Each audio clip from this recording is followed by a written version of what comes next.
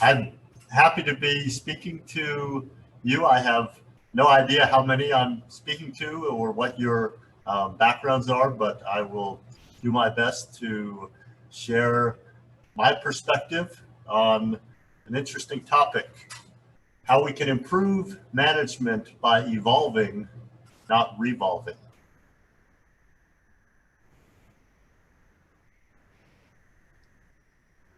Joel, it looks like we have about 26 people in the room right now, so more are joining. Okay. As we speak.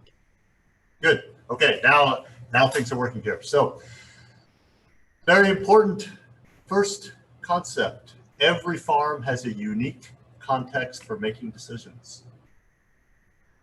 And I've identified a bunch of different factors that we need to keep in mind as we think about what makes our farm unique. When we strategize about what is most appropriate for our farm, one of the key things to think about is what are the things that we can change most easily? In other words, what are the low-hanging fruit? And then the opposite of that, what aspects of our farm seem most set in stone, seem basically least changeable? A key part of this, of course, is our human resources. Some of these come and, some of our human resources come and go. We might have a different salesperson, we might have a different consultant that we hire, but obviously probably the most important part of most of our human resources is our family. And those are not things to come and go, or at least generally don't change too quickly. And family partnership is probably the greatest asset that enables successful farms to turn challenges into opportunities. Yet at the same time, family conflict is a huge hurdle to innovation on many farms. This is just something really important to think about in terms of what makes family farming unique. We don't ask for a bunch of resumes. We don't evaluate who's going to be our partners in our family in the same way that we would if we were hiring other people. And so this is our greatest strength, perhaps, but also sometimes a big challenge. A critical thing to think about when making decisions is what decisions really are going to make a big difference. What are the weak links that we need to resolve to improve our current management? The best way to arrive at answers to these questions that I've just gone through is through a system of strategic planning. And some farmers do this very intuitively. Some farmers do this very consciously. But the bottom line is that we all can do a better job of this. And especially if we have a system of strategic planning, we're likely to be more successful. What a system allows us to do is to find balance between short-term goals and long-term goals. It's so easy in an activity like farming to focus on the immediate needs. We've got to feed the livestock, we've got to control the weeds, we've got to do certain things that are immediate, and then that can distract us from our longer-term goals. But at the same time, we don't want to focus so excessively on the long-term goals that we don't have the cash flow that we need, or whatever the critical short-term issues are, keeping our family members happy and working together. Another thing that strategic planning should help us do is to break out of our silos. A silo is something that basically keeps you thinking in a very similar way. And family can do this. Family can be very conservative. It can help us to avoid risk, but it also can keep us thinking inside the box. And good strategic planning should help us think outside the box. We're going to give you an example here that's very specific to me, very current. Graciela and I, my partner and I, are thinking about buying this house. It checks many of our boxes. It's got an acceptable price. It's got good proximity to campus, beautiful piece of land, beautiful sunroom, but it leaves some key boxes unchecked. There are certain things that we want in a house that it just doesn't seem to have. So about a month ago, we met with a contractor to discuss an addition. Now, this is a house we do not own. We haven't made a bid on the house, but we are exploring it. We talked to a contractor, and basically we were looking at expanding the ground floor.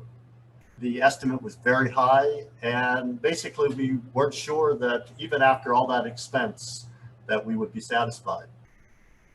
So we basically gave up on the house until Graciela came up with a radical new idea, which was we would move the kitchen to a different part of the house. And then that would leave us the original kitchen room to use for other purposes. And I had never even contemplated that was an option. So we're meeting with a new contractor this coming Thursday. Where I'm going with this is that it's very easy to just accept things as basically the way they are, and we just need to bring in the missing puzzle piece. The thing that is going to solve our problems is something that somehow is just going to fit into our current situation without changing any other part of our current context. And obviously there are certain things that are easier. This particular slide I created for a presentation a year or so ago where I was helping farmers think about how to make cover crops fit on their farm. And if they have livestock, if they have highly erodible land, if they are cutting crops early like silage crops, that makes it easier to fit in cover crops. But the challenge here is that rarely can we solve our problems, at least our long-term problems, by using missing puzzle piece solutions. We need to think about rearranging the puzzle sometimes, like changing where that kitchen was located now created new opportunities that now this house really seems like it has possibilities. So how do we do this? How do we get beyond short-term thinking, get beyond just trying to fit in the missing puzzle piece? Well, one very powerful technique is to join a farmer peer group. Wish I could see a show of hands, but I'm guessing that some of you are probably members of a farmer peer group. If you're not, let's think about what this means. Just pulled this from an article about farmer peer groups, and I'll read a little bit of it. Basic idea is everything can be improved. Everyone has strengths and weaknesses. The main purpose of a peer group is to help the members discover what are those and to help them either overcome their weaknesses or improve on their strengths. Going on, the article says, a friend of mine who has met with his peer group every month for the last 20 years told me that at every meeting he hears something he doesn't like to hear, but needs to hear.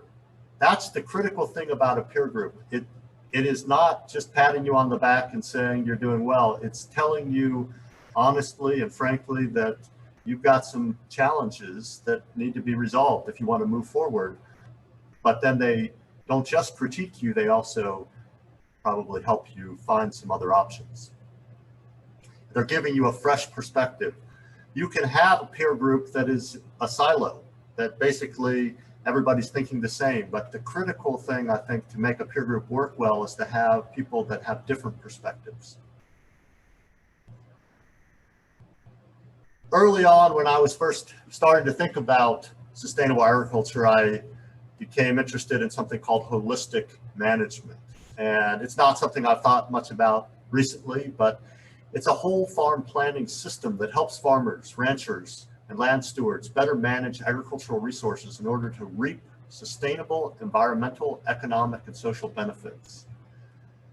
You could call that a triple bottom line. The basic idea is a farm planning system, and if you're not familiar with it, you might want to look into it. It's a way of thinking about what your priorities should be and setting a balance of priorities, thinking about the environment, the finances, and the community aspects of what you're doing. A great new documentary that was just put together by Practical Farmers of Iowa is called Livestock on the Land, and I strongly recommend it. It just came out about a month ago. It premiered at their conference about a month ago, and I'll just read the bottom sentence here. But most importantly, livestock give farmers a chance to get started, to grow businesses, provide for their families, work together, and ultimately bring back the next generation to start it all over again. Livestock on the land, if they're not on your farm right now, that's really rearranging the puzzle. But that can create all sorts of other opportunities for new puzzle pieces to fit on your farm. It's definitely a long-term perspective, and I just pulled this scene from the documentary. That's my commentary there, but you can imagine that when a farmer makes that, that very serious decision to bring livestock back to the farm, he's thinking about the next generation. And that's really where livestock can be most valuable, to bring the next generation back and give them that entrepreneurial opportunity. The organic community likes to share information. This happens to be our field day. We have a field day typically early August. Didn't have one in 2020, and we hope that we will be able to have one in 2021, and you're certainly all welcome. But the key thing, the reason I stuck this picture in is that it's not just farmers that are in this panel. We have the owner of a manufacturing company, we have a consultant, we have a farmer from out of state, and basically we're assembling different perspectives. And then, of course, my job is not to tell these guys what's going on, but to facilitate the discussion. Gary Mcdonald was one of the individuals, probably the senior individual in that panel. And the reason I'm mentioning Gary is we hired him now about 10 years ago to help us improve our weed management. And it was a great decision. It was expensive. We had to pay him about $50 an hour to get started. But he told us that our current weed management equipment, basically our toolbox, was unacceptable. We didn't have tools that could really improve our weed management. And so we worked with him to build a new cultivator, and basically it changed our whole approach to weed management. It took basically, it took a decision that was tough for me to make, to say, I'm a university professor, but I need to hire somebody else to tell me how to solve my problems. But it was a very good decision. And we don't do everything that Gary recommends. And no farmers should do everything that a consultant recommends, probably. But you should recognize the strengths that people like Gary bring to the table. He has a very high level of excellence in what he does, and we try to emulate that. We don't use the same tractor, we don't use some of the same management strategies, but we strive to achieve the level of weed control that he showed to us was possible. There are also organic consulting groups available. I was recently contacted by this farm up in Minnesota. In addition to doing successful organic grain farming for more than 20 years, they offer some coaching, some consulting for farms that are interested in transitioning. This is not an endorsement of this particular farm or coaching opportunity, but it's an example of the type of thing that may help you break out of your silos and really identify how to do effective strategic planning. Here's another one, Agri-Secure. This is also not an endorsement, but it's an example of another group that I think is high quality and basically can help farmers to do better strategic planning. Even if you don't work with Agri-Secure, they have some great resources. They've been putting on webinars recently, so you can take a look at that if you're interested. And then a very new development is the farm consulting that the Rodale Institute is making available. And this is a free service, unlike the other services where you would need to pay. This is also not an endorsement, but I just was looking at this earlier this morning, and I think this list of services is an excellent list. I have no idea whether they really can provide all of these services right now, but these are the types of services that you should look at and think, which of these things do I need help doing better on my farm? And then whether you work with Rodale for free or work with a paid professional, the fact is that there are resources available to help us improve many different aspects of our farming. I'm now going to go through a list of characteristics of success in organics, and I think that, I hope that this will help you think in a fresh way about what your strengths and weaknesses are. Successful organic farmers, like successful entrepreneurs in any type of business, they focus on financial management. They recognize that their primary activity is to be successful as a business person. So they have entrepreneurial acumen, they have well-balanced short-term and long-term financial goals. They are good at marketing, good at selling what they produce. But they're not just good business people. They are also good producers. They focus on having a systems approach to their production. And so they think about strategic sequencing of their crops and cover crops. They think about integration of enterprises like crop and livestock enterprises. They create systems that have flexibility. They basically are able to roll with the punches. So, for example, they have strong contingency planning. They have plan Bs and Cs and Ds already that they've already thought about. They have access to additional equipment, labor, and storage.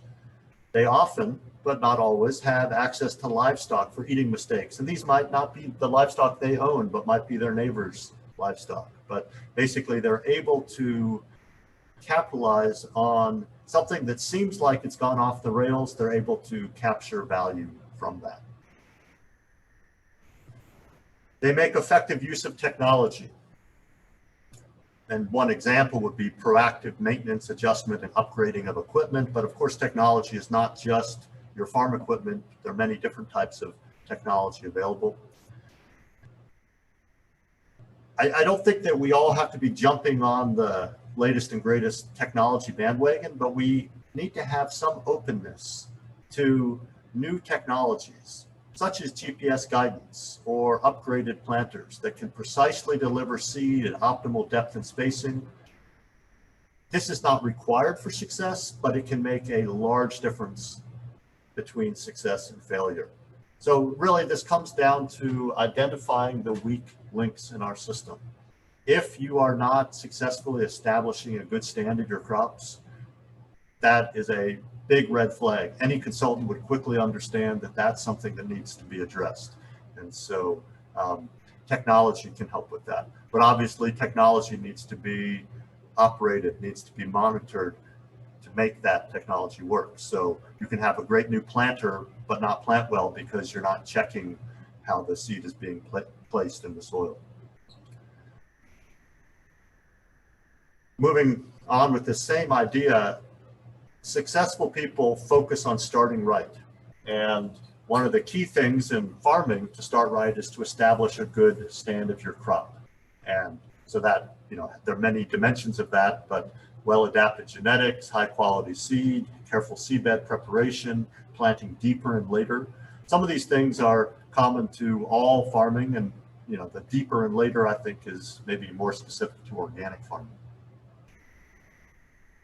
Successful organic farmers have effective residue management, and this basically solves or prevents all sorts of problems. It prevents nitrogen tie-up, prevents disease and pest issues, prevents equipment malfunction, but it's not all about steel. Your crop and cover crop sequencing is just as important as tillage. Timeliness of field operations is something that just cuts across all successful farmers. Basically, the people that are successful, they may use the same practices, maybe the same equipment as somebody else, but they do it more effectively. And a key part of effectiveness is timeliness. A well-balanced crop and cover crop mix helps make it possible to be more timely in your field operations. Successful people have a strong support system. People that encourage, but also people that caution. So having a family member that's very conservative, that's something to value because they help you avoid taking excessive risks. You also need to have people that help you troubleshoot.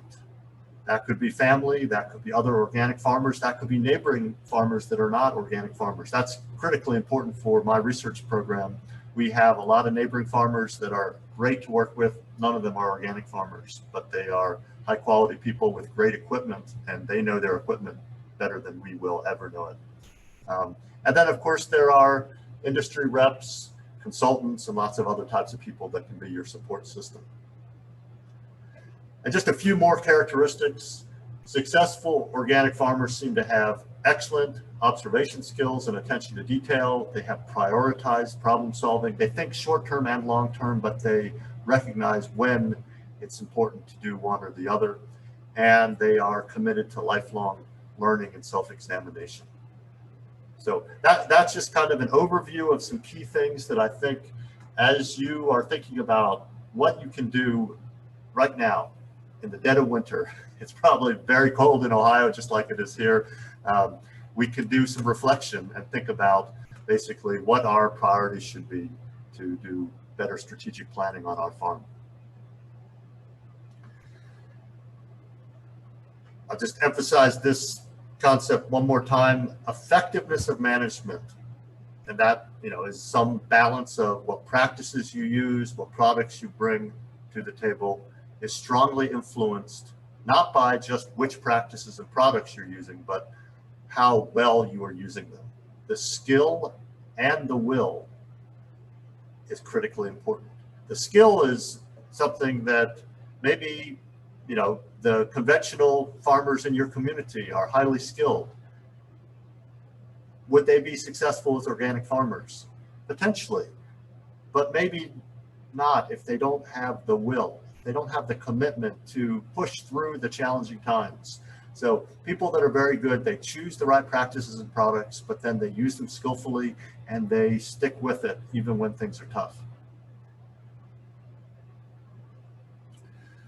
So let's think about what is a cropping system strategy, because that's when I think about evolving, not revolving, I'm thinking about very specifically the concept of crop rotation is what Milo and I were discussing when we came up with the title for this presentation. So what is crop rotation? How does it operate as a cropping system strategy? Well, it doesn't really matter where you look. The literature about organic farming, the interviews that I've done with farmers, my personal experience farming, identifies that crop rotation is really the central management strategy in organic farming. What does that mean? Well, let's think about what the overarching goals of crop rotation are. We're trying to solve agronomic problems, problems like weeds, pests, diseases, or even nutrients. We're trying to overcome bottlenecks.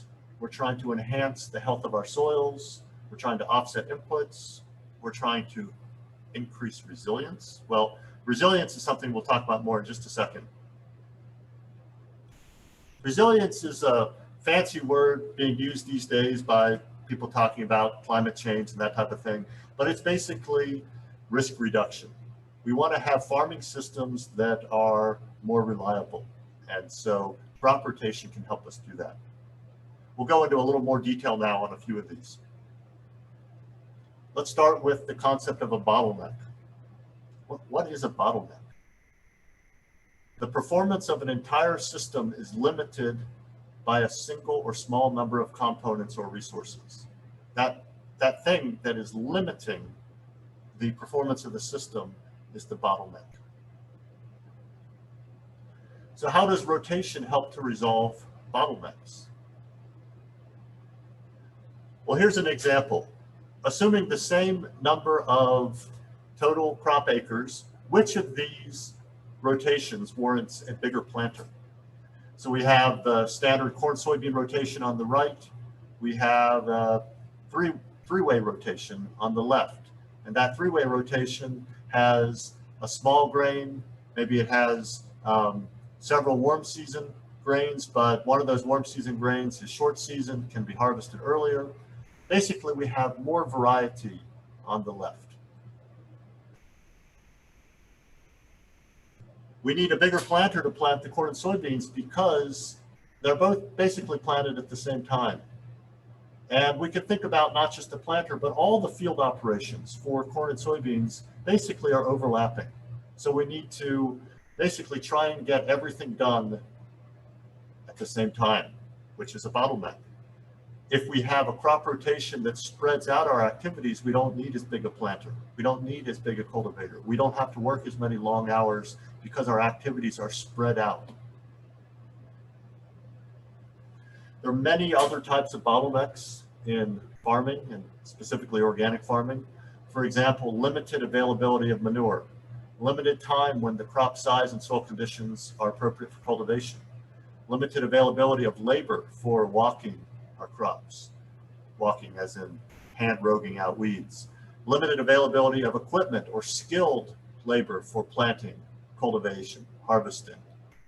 All of those types of bottlenecks can be addressed by the right crop rotation.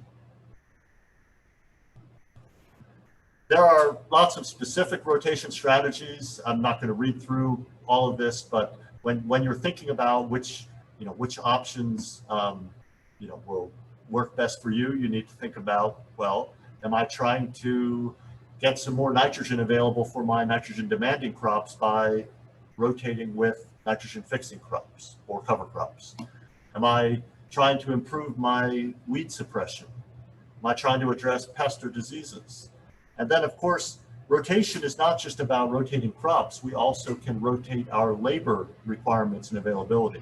We can rotate the timing and intensity of activities like tillage.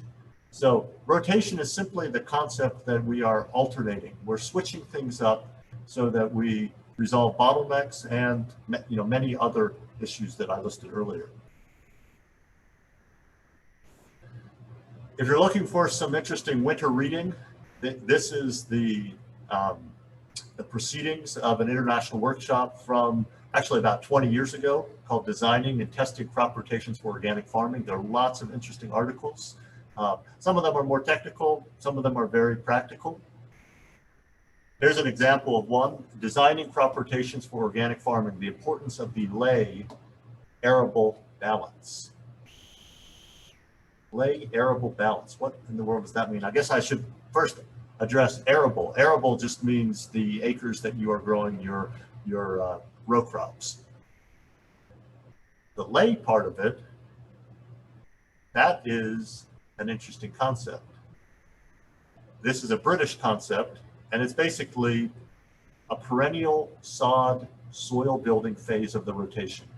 So it could be growing a forage crop for harvesting, like a hay crop or a silage crop. It could be growing forages for grazing by livestock, but basically you're going from annuals, that's your arable part of the rotation, into perennials.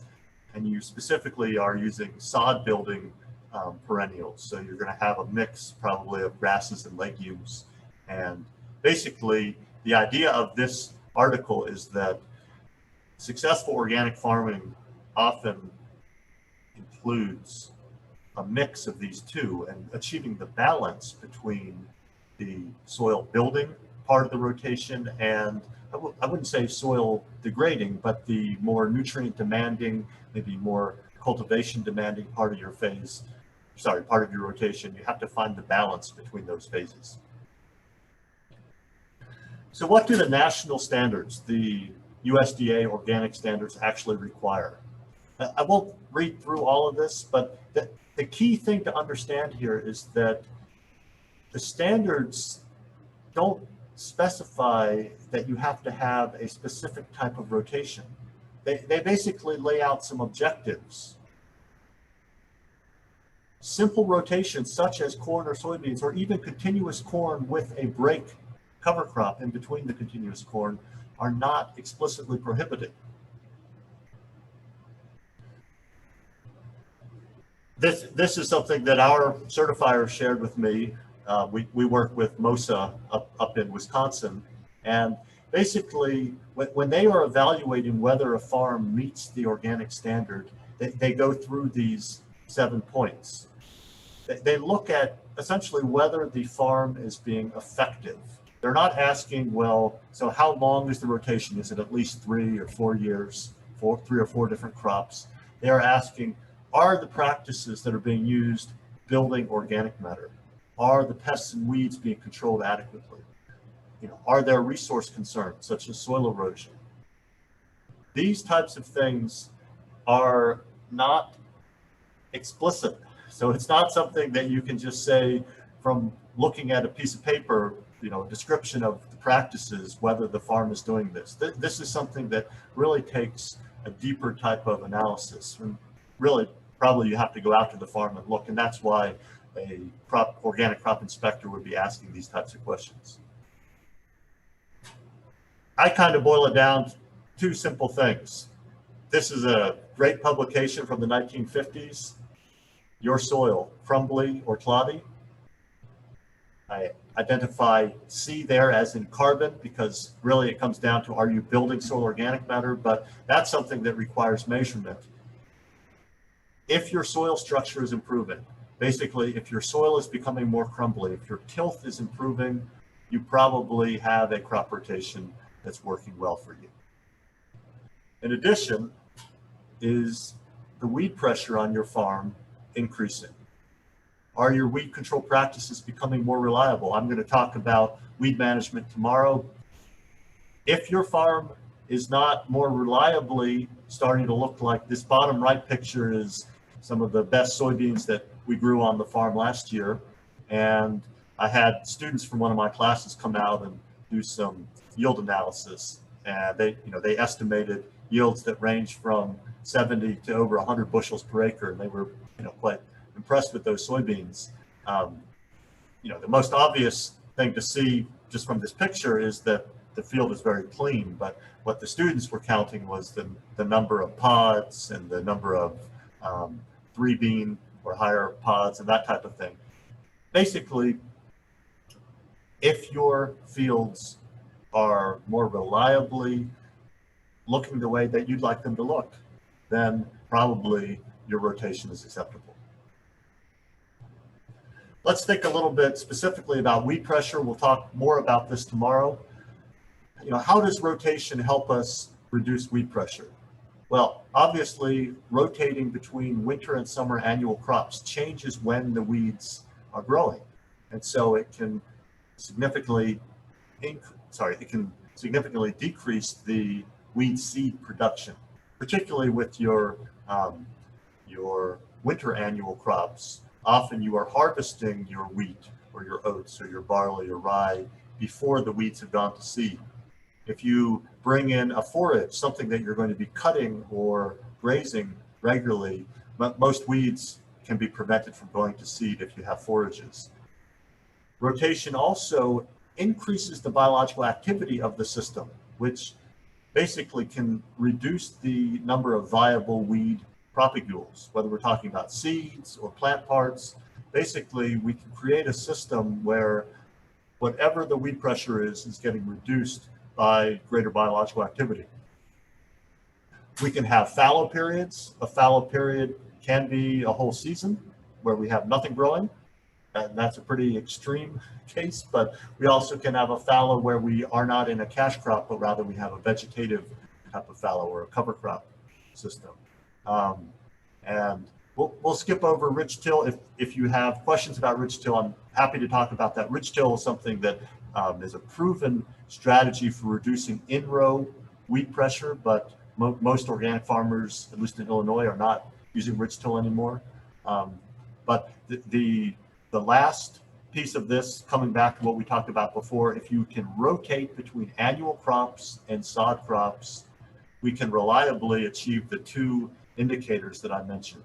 We can build more crumbly soil, less cloddy soil, and we can reduce weed pressure. And if we are achieving those 2 indicators, better soil tilth and less weed pressure, I think we can say that our rotation is acceptable.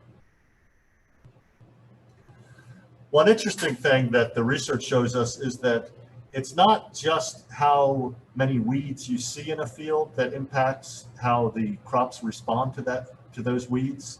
This is some interesting research from the Rodale Farming Systems trial, and it shows consistently that basically organic crops are more tolerant of weeds. There's less negative effect of weed biomass on yield for both corn and soybean. Not saying that we need to just accept lots of weeds in our organic fields, but the higher biological activity actually makes the crops more resilient, more tolerant of weed pressure in organic systems. And this is from the Rodale Institute, but there are other studies that have shown this as well.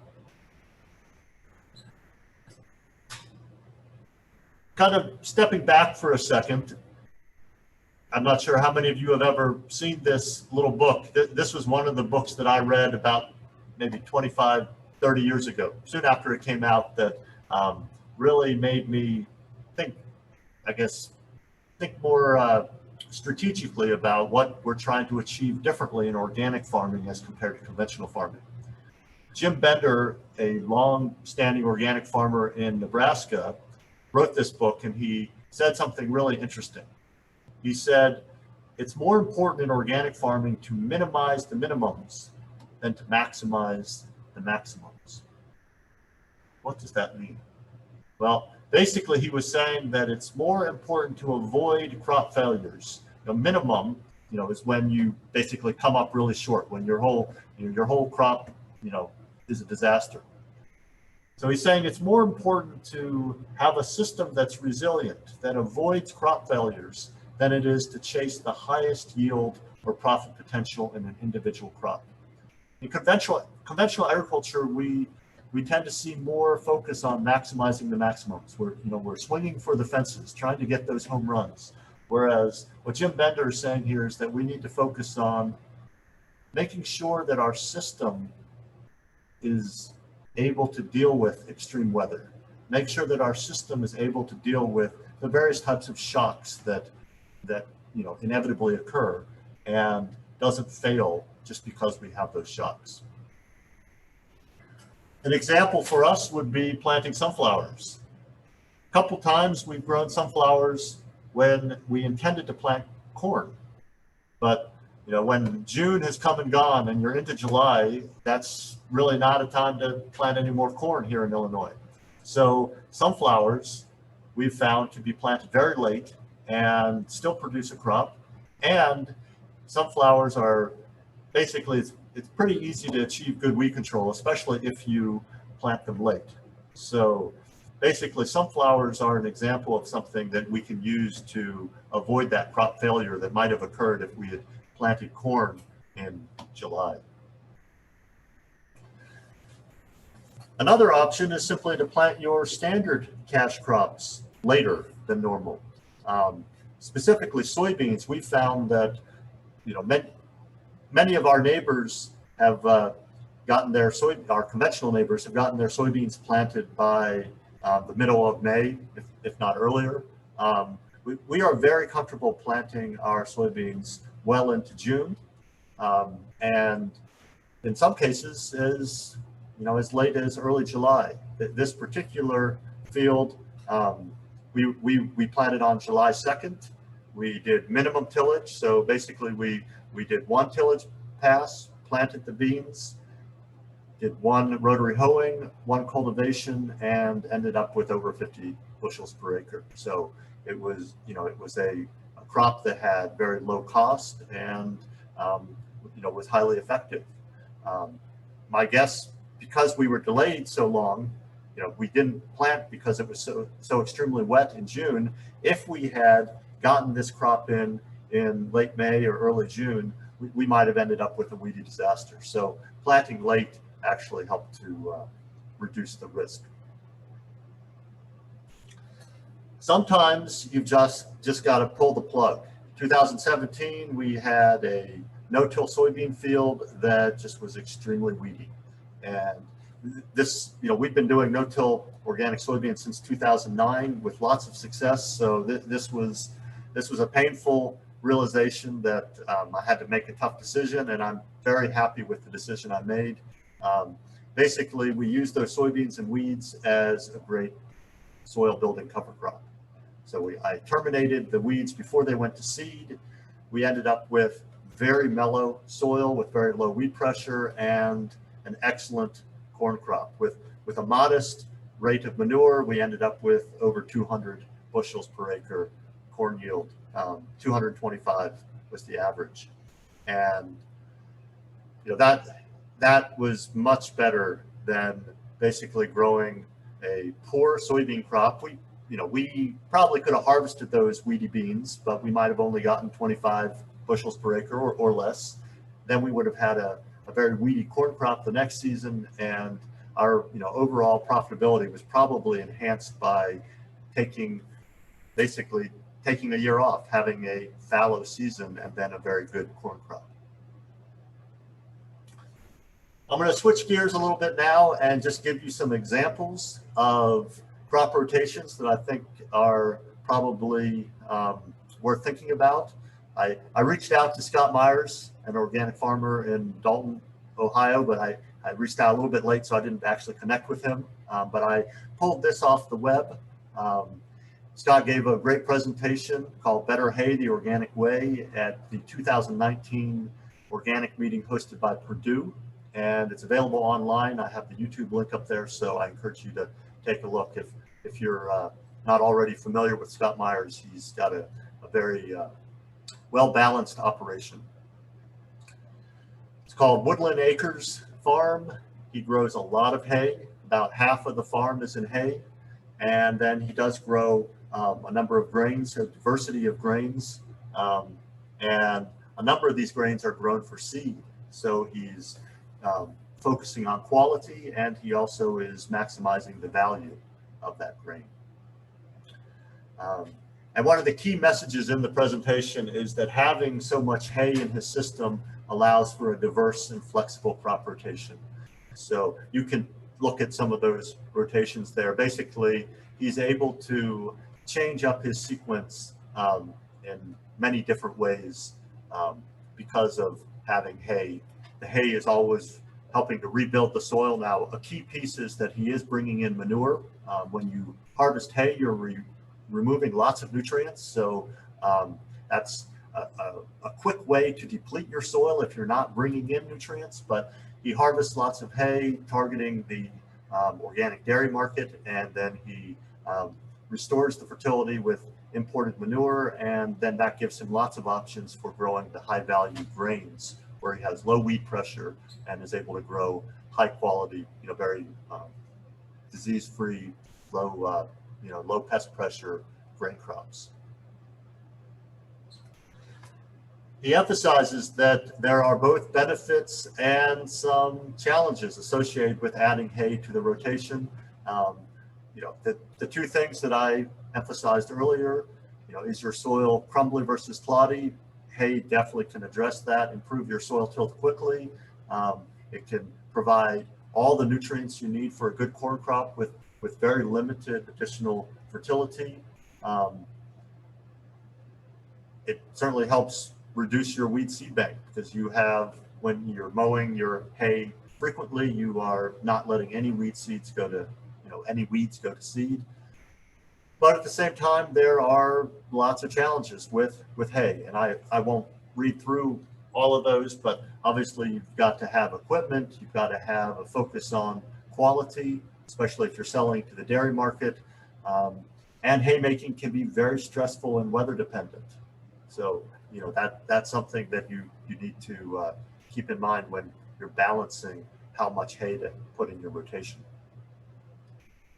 At the same meeting, the keynote speaker was Thor Oshner in New York State, and he gave a great presentation on his crop rotations. He has a major focus on food grade grains, so he's growing, for example, high quality wheat that's going into the food grade flour market. I strongly encourage you, if you're interested in hearing about how to rotate food grade grains, take a look at this presentation. Also at the same meeting, the 2019 Purdue Organic Meeting. And then a very different option is used by this guy. Jack Ayresman is a friend of mine, a very seasoned veteran organic farmer, a true pioneer. He's now farming over 2,500 acres in central Illinois, and has been doing it since about 1990, when he went cold turkey, converted about 2,000 acres to organics. What is unique about the Ayresman farm is he doesn't import manures. He has a long rotation, and it's not set in stone, but we're looking at 8 to 10 years where about half of the time his fields are in pasture. So this requires that you have a large cow-calf operation, but he grazes that pasture for 4+ years, and then he rotates back into a few years of grain. This allows him to have no purchased manures. It also helps with his weed pressure and lots of other issues. But this is a very different approach. Most organic farmers, like Oshner and Myers, are bringing in manures. As I'll discuss tomorrow, bringing in manures can definitely increase your weed management issues. So there are possibilities for doing organic farming without bringing in lots of manure, or even not bringing in any manure if you have a long enough rotation. Certainly, Jack Ayresman is benefiting from manure from his own livestock that are grazing those pastures, but he's not importing manure. Switching gears a little bit, let's think about, in terms of crop rotation, what if you want to not rotate into sod, but want to rotate into a no-till crop in your organic crop rotation? How do you make that happen? Well, that's something we've been looking at since 2009. And the basic idea is that we've had to learn how to do this. Our first concept that we were going to follow the same crop sequence, so have beans follow corn, we learned that didn't work so well. So many people are following their corn with soybeans on organic farms. We first thought that no-till organic soybeans should follow corn. Bottom line is, it's very difficult to establish a strong stand of cereal rye after corn for lots of different reasons. Maybe the number one being that you often are harvesting your corn fairly late this season, but also you have all that residue, you have low nitrogen availability, so it is hard to get a good stand of cereal rye established. When I say a good stand, I'm not talking about a stand that would be acceptable as a cover crop. I'm talking about a stand that will provide full weed control. What we have found is that there are much less risky rotations that will allow you to establish a high quality stand of cereal rye consistently. And so, as you can see here, this is just one option where basically, rather than following the corn with beans, we follow with a small grain, and ideally you have a legume like field peas, or you could have wheat or oats with a interseeded legume. Bottom line is that you're able to have some extra nitrogen available. You're able to establish your rye quite early, so you don't actually need to plant as high a seeding rate, and then you have a very strong stand that will support successful no-till soybeans. Planting early is critically important. We are normally now trying to plant our cereal rye or other small grains that we've used by the middle of September. There's just no way that we would be getting our corn harvested by the middle of September. But it's very easy following a small grain to get our soil prepared and get our our rye or other things planted by the middle of September. What you can see here is just the big difference between planting late August all the way through October. This makes all the difference in terms of the success of your weed suppression. You also need to have an adaptive management approach. And what I'm saying here is that with organic no-till, you can't just do the same thing each year. You have to respond to, how is your small grain cover crop looking, come springtime? Did you get it planted early enough? Are you able to say that you have a consistently uniform stand, or that there are no perennial weeds, very few perennial weeds out there? And basically you make adjustments using this type of, this type of key that this is from the Cornell publication on organic no-till beans. But the bottom line is that you have to adjust. You can't just say, this is what I'm going to do and I'm going to stick with it regardless of how the season is going. In terms of things that seem to work very reliably for us, frost-seeded red clover or some other clovers like sweet clover, frost-seeded into a overwintering small grain or a spring-planted small grain seems to be a tried and true practice. We almost always end up with an acceptable stand.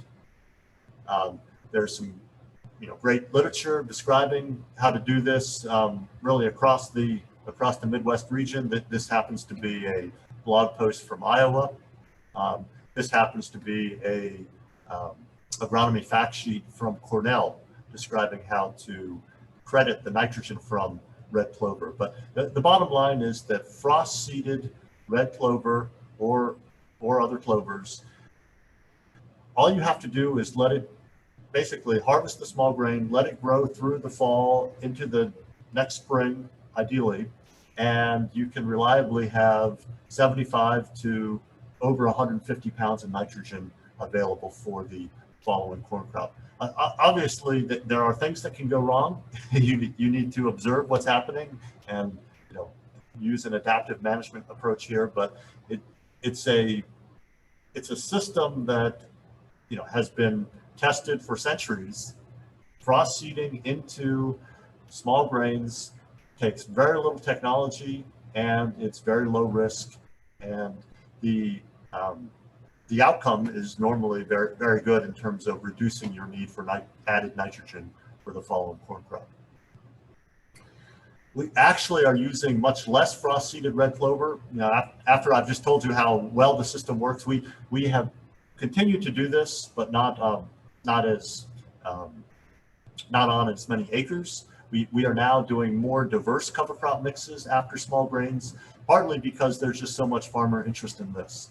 After small grains, you have an opportunity to plant a diversity of cover crops that you really can't plant any other time in your rotation. And we're trying all sorts of things. This particular picture is showing sunflower, sunhemp, radish, mustard, the volunteer oats and peas, because we had a previous crop of oats and peas. We are finding that this can work very well, but it's actually not as reliable as the red clover because the middle of the summer is a harder time for seedlings to establish. It just tends to be hotter and drier. And so we might have an extended dry spell after our small grain harvest that would prevent this mix from getting established for at least a month. Another key thing that has pushed us in this direction, planting these diverse mixes, is that if you have red clover seeded seeded into your small grain, you don't want to rip up that red clover until you've allowed it to grow a bit. If you have perennial weeds, let's say Canada thistle, that's starting to become a problem on your farm, having a short bare fallow period, and when I say short, it could be a few weeks to over a month in the middle of summer, that's really the most effective time to control weeds. So having that bare fallow period after your small grain and then planting a diverse mix can work very well. To really make that diverse mix most economically successful, you need to bring in some livestock. It can also pay in terms of soil building and nitrogen available for the next crop, but grazing with livestock is probably the #1 way to make it pay. And I know I'm probably running out of time here, so I want to just wrap up with a little bit of research that is something that we are kind of pioneering. We're certainly not the only people doing this, but we've been doing it on a longer term basis and maybe on a larger scale than most people. We have been looking at what we call solar corridor corn. One concept of this is 60-inch corn, where you skip every other row. Another approach would be to have 2 rows of corn and then a skip, or 3 rows of corn and then a skip. So there's many ways to do this. Bottom line is that you can grow a lot more cover crop biomass if you give those cover crops more sun. You also can have benefits for the following crop. We've shown several years now that the oats, for example, in this data, that were grown following the 60-inch corn, where we had a cowpea cover crop, we were able to grow substantially more oat biomass. We've also looked at intercropping various cover crops in 30-inch corn, and consistently we have about 10 times as much biomass in our 60-inch interrows. So in our solar corridors, we grow about 10 times as much biomass as compared to our 30-inch rows. One of the, I guess, most significant developments for us is that we've gone away from planting the cover crops at V4 to V8, the way some people are doing it. We are now planting our cover crops with the same pass as when we plant our corn. So in this case, you can see a row of soybeans in between 2 rows of corn. This allows us uniform management across the field after planting, which just makes everything very streamlined. We have an experiment that we started last year that we're pretty excited about, where we're actually going to try, this is a 60-inch system, where we are going to try just moving the corn 30 inches. Every other year we will be planting the corn where the cover crop was planted the previous year.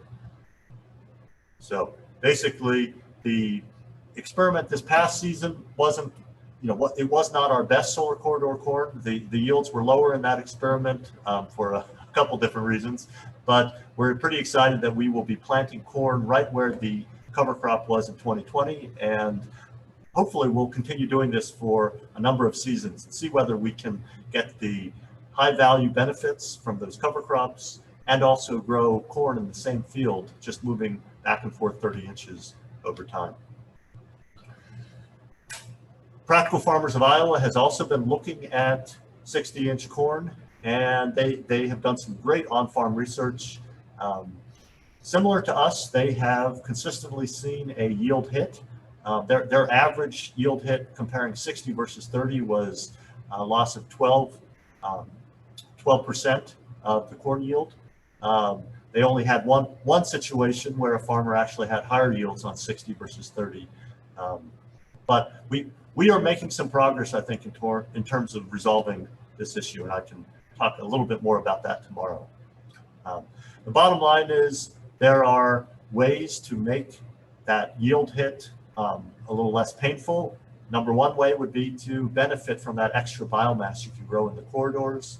The various novel applications where you might grow a high value crop in your corridor. And I guess the key thing to know, if you're not aware, there are organic farmers in Ohio that are trying this on a large scale. That would be Eli and Jeff Dean, that had a pretty large scale experiment last year where they actually saw a yield benefit. It was, as many of you know, it was very dry last summer, and they think that their solar corridor system actually performed better in those extreme drought conditions. And so now they have a new approach they're going to be using this coming season. So just to wrap up, there are various ways that we can bring more diversity into our fields. It can be over time, but we also can have diversity within the same field. One simple intercropping approach is to mix oats and peas or other small grains with peas and plant them together and harvest them together. And if you have a dairy market available, you can sell that mix for feed. So this is something we've been doing now since 2017. And one of the greatest benefits of this is the volunteer oats and peas are an excellent cover crop. In many cases, volunteer corn or soybeans, especially corn, is a problem in the following crop. If you have volunteer rye in your oats, volunteer rye in your wheat, that can be a problem. But what we're doing here is we're using a sequence that allows the volunteer peas and oats to really help set us up for an excellent corn crop the next season.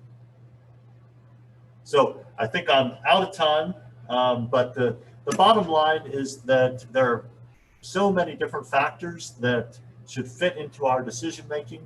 I started this presentation talking about strategic planning and how you can kind of balance those factors in terms of short-term and long-term benefits.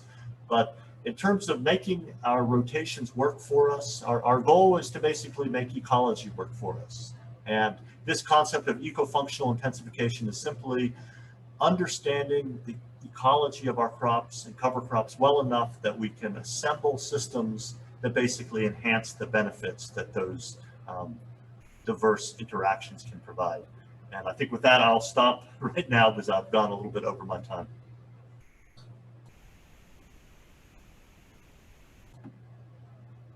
Thanks for that presentation, Joel. That's great. I imagine some folks have questions. You can add them to the chat and we'll read them out. Technically, the workshop is over, but let's stick around for 15 or 20 minutes. And okay, I'm fine to try and answer some questions.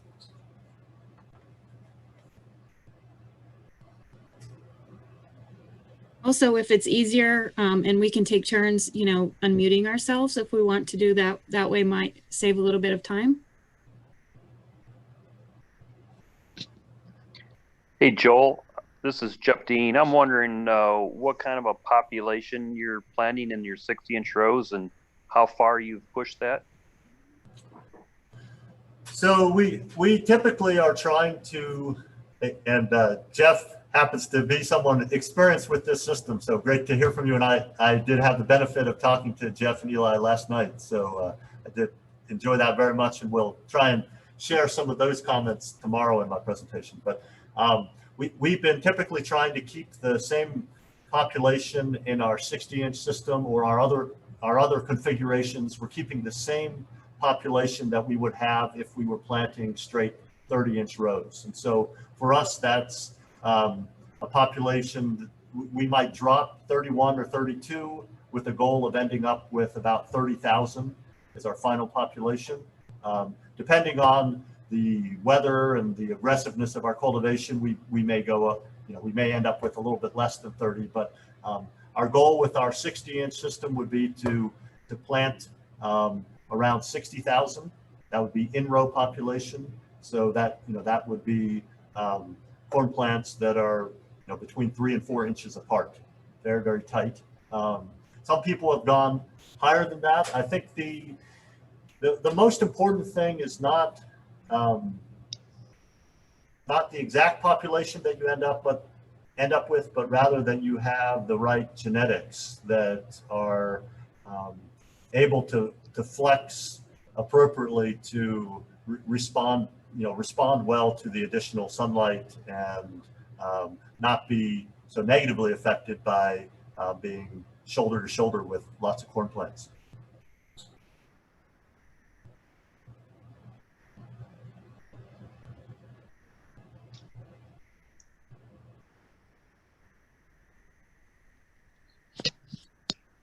Have you done any work with Kura clover, a persistent long-term clover cover crop? I have not. There is an organic farmer in this area that is dabbling with that, and I've read about a few other situations. I think the challenge is that, first of all, Kura is slow to establish, so you're going to have probably 2 years to build that Kura stand before it's really a strong stand, and then you're going to have to really aggressively suppress it to not take a large corn yield hit, especially if you have a drier season. The competition for moisture is probably the biggest challenge during a drier season. Kura is extremely aggressive. I think it's a very impressive plant, but it's slow to get started, and then it's highly competitive. And I think it's going to be hard to, there are researchers in Wisconsin that are barely making the Cura system work consistently using herbicides and added nitrogen, synthetic nitrogen. I think it's going to be hard to make that work in an organic system. But the deans, Jeff and Eli Dean, are not working with Cura, but are working with using red clover or sweet clover as a strip in between their 60-inch row corn strips. And I'm hopeful that they'll make that work. What they were describing to me last night, it sounds like they're doing a lot of things right. We're hopeful too.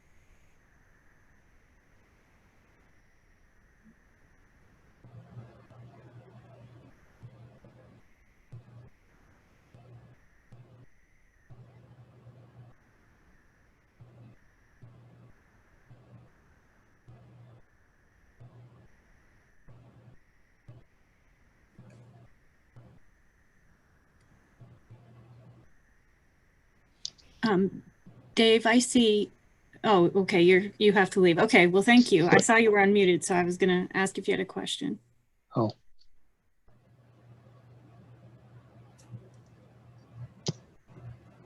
I would just comment, if people don't have questions right now, often questions develop over time, maybe after people have a chance to revisit these slides if they're interested. And I'm happy to take emails. You know, I will probably post this presentation online, but I would guess that the video will be posted by OEFFA. Can you comment on that? How, if somebody wanted to see this again, how would they access it? Yeah, we're hoping to have all of the recordings from work posted by the end of conference. So sometime in the next couple of days, just in the same place where you came to watch in person, you'll be able to click on view recording. And then Joel, if you want to send us a copy of your slides, we could also post that PowerPoint there where people could go flip through that themselves at whatever time frame they like if they don't want to listen to the audio. Okay, I may add a little bit of additional text to make it more self-explanatory, but I'll send you a set of slides within a day or two. Sounds great. Joel, you mentioned field peas. Is there a market for the field peas, and what is that? And there definitely is a market for both the yellow grain peas as well as the 40-10 peas. The 40-10 peas are used more as a forage. They're grown in Wisconsin, for example. Organic dairymen tend to grow a mixture of small grain and forage pea, and they cut that as as a haylage. I know that the Myers farm, Scott Myers, he grows a significant amount of 40-10 peas, and he's growing them for sale as seed, but he also reuses a significant amount of seed.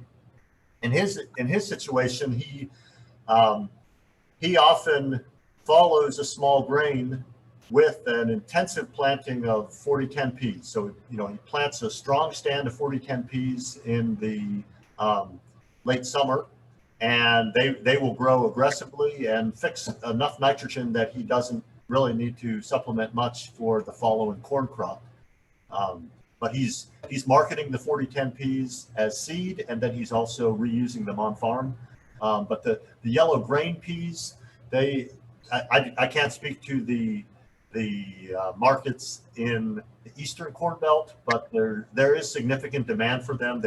They're being used in basically lots of food processing as a protein source that's an alternative to soybeans. I assume. Go ahead. This is Ed Snavely. Jeff, the field peas, the yellow field peas, that's the field pea that I'm using. And now I'm just doing the opposite of what he showed on his slide of the high rate of oats to the low rate of peas. I'm going with a bushel oats and then 125 pounds of peas. And that's what we're using those for is to replace the bean meal and the hog feed using the peas, which they don't have to be cooked or either cooked or extruded. And we're doing well with them. Plus that allows me to get back in and get my either my winter barley or my spelt planted in September and get a good growth going into winter, and usually get through winter without any problems. Do they have to be planted early like oats then, or can they be planted, closer to a corn planting time frame? I get them in the ground. All I have to do to the ground, it's been worked, it's ready. All I have to do is field cultivate it, and I'll go in and plant that just as soon as we can get in here this spring. So, you plant it at the same time you would oats. At least that's when I plant them to get a crop off of it.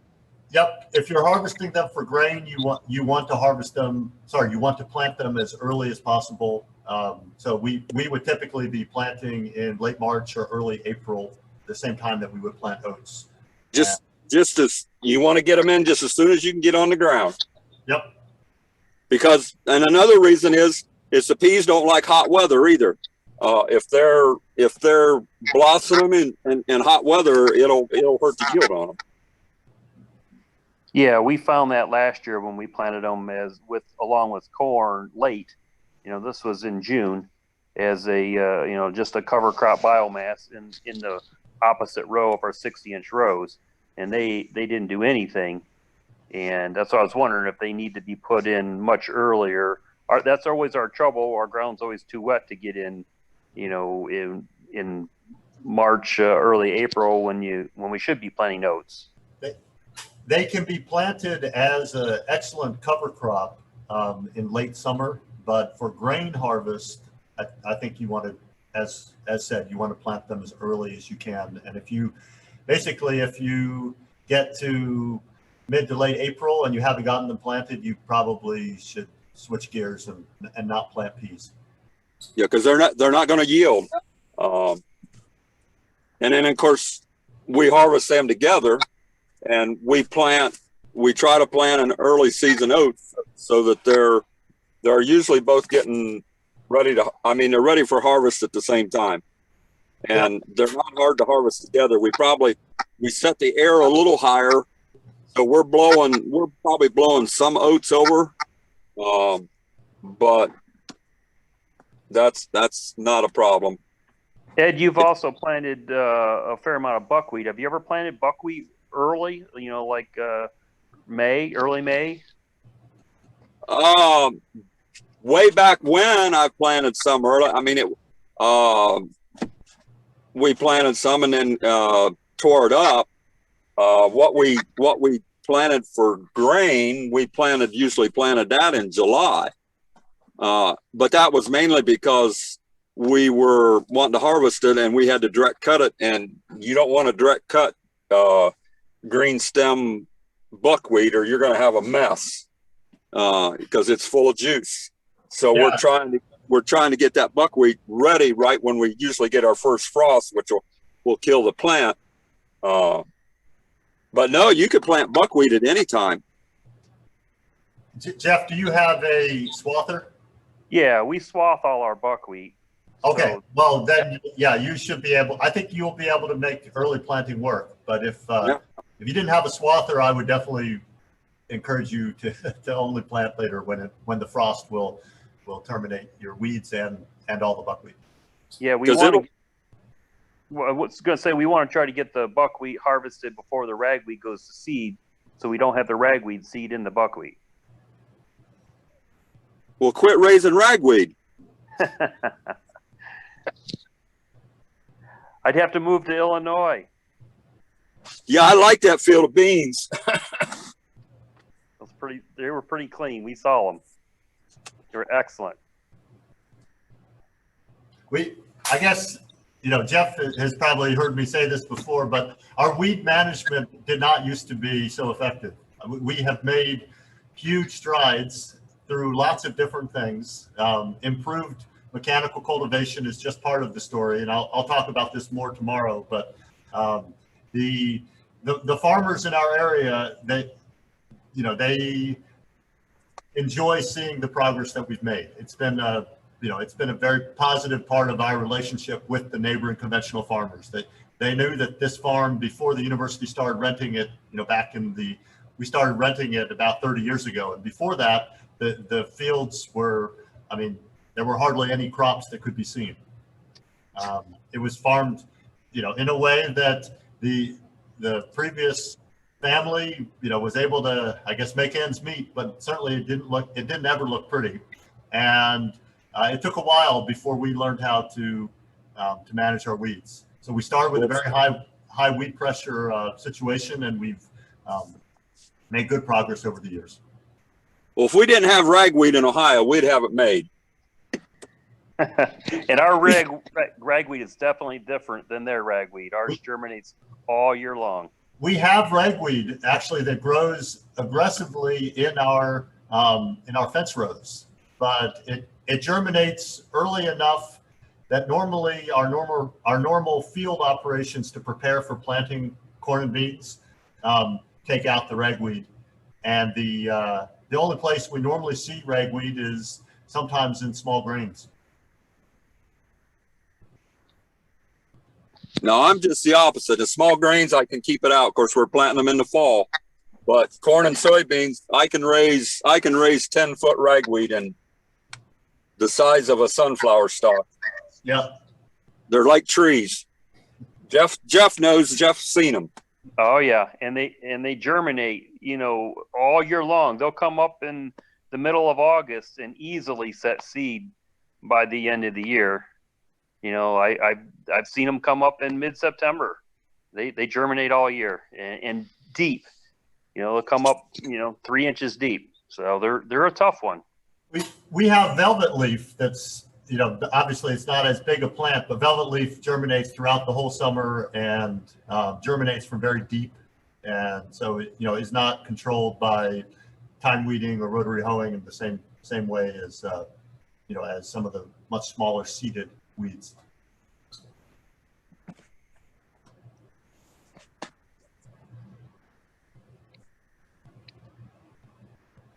Well, thank you very much, Joel. It was a very good presentation. Look forward to seeing your presentation tomorrow. Okay, well, if you have any specific suggestions on what I should talk about, you can shoot me a text, and I'll take that to heart. All right, great. Thanks. Okay. Great, thanks everybody. Thank you, especially Joel. And I'm going to go ahead and end our meeting pretty soon. So. Thank you.